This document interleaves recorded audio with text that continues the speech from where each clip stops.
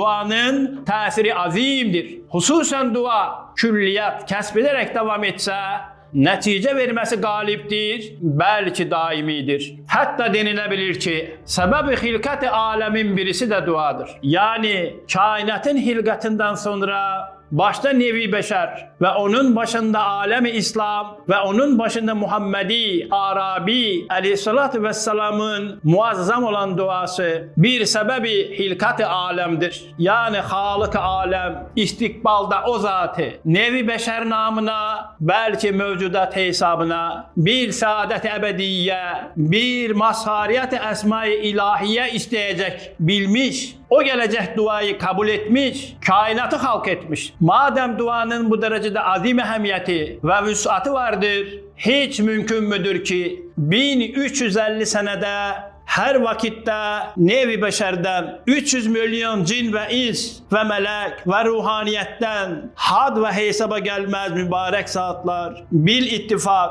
Zat-ı Muhammedi aleyhissalatü vesselam hakkında rahmet-i uzma-i ilahiye ve saadet-i ebediye ve husul-u maksud olan duaları nasıl kabul olmasın? Hiçbir cihetle mümkün müdür ki o duaları reddedilsin? Hem bu kadar külliyat ve vüsat ve devam kesbedip lisan-ı istiddat ve ihtiyacı fıtri derecesine gelmiş. Elbette o Zat-ı Muhammedi aleyhissalatü vesselam dua neticesi olarak öyle bir makam ve mertebededir ki bütün ukul toplansa bir akıl olsalar o makamın hakikatini tamamıyla ihate edemezler. İşte ey Müslüman, senin ruzu meşherde böyle bir şefiin var. Bu şefiinin şefaatini kendine celbetmek için sünnetine ittiba et.